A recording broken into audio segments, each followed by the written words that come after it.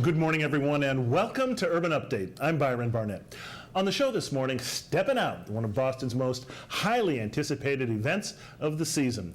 Also, we'll discuss the need for mutual respect and interfaith dialogue, and details on how you can help change lives by simply having a fun night out with the YMCA. But up first, it's November and the political season is in full swing. Tuesday, Boston voters are being asked to elect members to the City Council.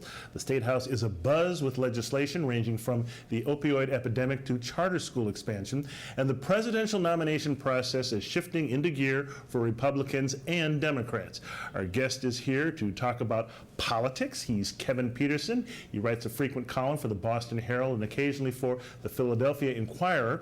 He also hosts a talk show on WBPG 102.9 FM in Boston. Mr. Peterson is a senior fellow at the Center for Collaborative Leadership at UMass Boston and the founder of the New Democracy Coalition. Welcome to Urban Update, Kevin. Thanks for coming in again. As always, you're always welcome here. Let's start locally. The Boston municipal elections are on Tuesday. What's at stake? We got a couple of pretty significant races here. Well, it's a municipal election, non-mayoral election, so the city council is up. The most exciting race this Tuesday will be the one between City Councilor Charles Yancey, the incumbent, and the challenger, Andrea Campbell. Yancey runs as an outsider, even after 32 years of being in office. Campbell's running as an insider. Campbell has the advantage. She beat Yancey by 1,000 votes in the preliminary runoff. So this is going to be a tight race. It's the hottest race in the city. How did that happen? I mean, Charles Yancey's been in office, as you said, 32 years. She's a Mattapan attorney, and she comes along, and basically, it wasn't even close in the preliminary. She got 59% of the vote. He got 34%. How did that happen? Combination of two things. Some say it's Yancey fatigue. He's been there for 3 decades. Some of the electorate are looking for new blood. Also, Campbell has raised a ton of money, a lot of it from outside the district, for which he's taken some hits, by the way. Any other races we're going to be looking at here? Well, I think the city council at-large race is interesting. There are 5 candidates running for 4 seats. One of the emerging stars in the city is Anissa Asabi-George. She came in 5th out of a field of 17 2 years ago. She's coming on strong. Murphy is perceived as a weakening candidate. He is battling with Asabi George in that. And if Asabi George wins, she may become the first Arab American woman on the Boston City Council in recent history. Wow, that's really something. State politics, Governor Charlie Baker is completing his first year. He's not running for office, but he has finished his first year. Just a couple of quick thoughts on that. Well, I think he's doing well. He came in with the snowstorms back in January, and that was really a disruption in terms of his transition in. But just in terms of policy, I think he's well. I was, but full disclosure, I was an advisor to his campaign. One of the things that he set out in doing was creating an urban agenda. I think he's doing well with that in terms of creating re-entry programs that are robust. He's doing some interesting work with the faith-based community. He's had the very first good year. Okay, obviously we've got to say something about the national, the best reality show on TV right now. The Democrats, Hillary Clinton, she was in town at Jim Brett's Politics and Eggs Forum. You were at the event. I guess what's your assessment of the whole Clinton, Bernie Sanders, and Governor O'Malley matchup? I think Clinton is coming on strong.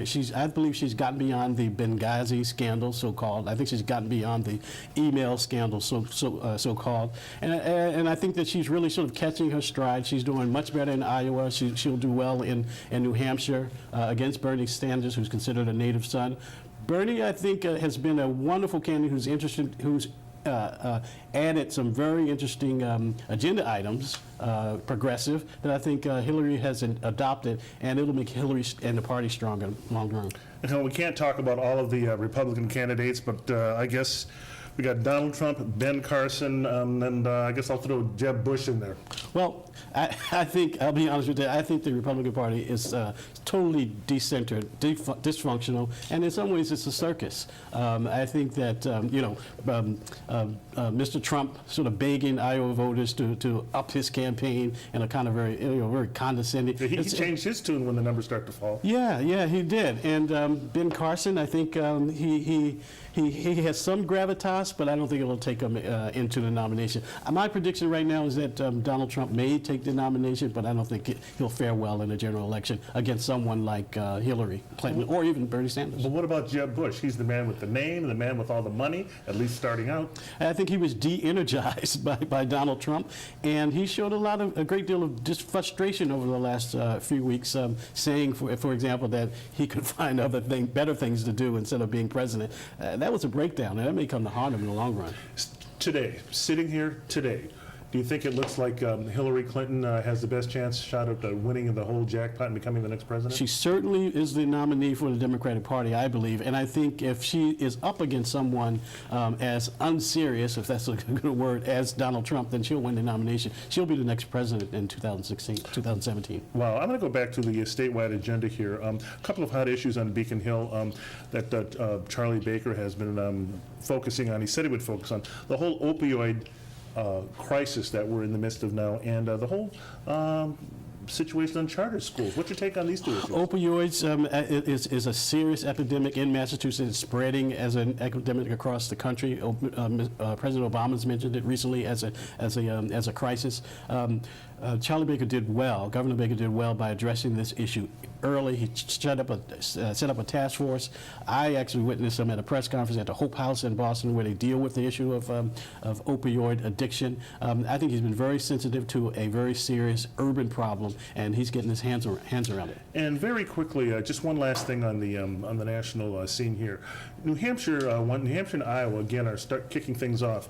Do you have any opinions on these two states? They're not as diverse as the entire country, having such a big impact on the presidential campaign. I don't like it. I think that there should be some way to integrate a urban focus into the early primary states. There are 20 urban centers, major urban centers around the country with over 1 million or more people, and they don't get a real say in terms of shaping the early agenda of either the campaigns, for the Republicans or the Democrats, until late in the process, and that's a loss for urban centers and having their agenda front and center. Okay, we'll leave it right there. Kevin Peterson, we'll have much more to talk about as the weeks and months move forward and all the political campaigning. Thank you, Brian. Okay, when we come back, the need for mutual respect and interfaith dialogue here and abroad. The details right here on Urban Update. Stay with us.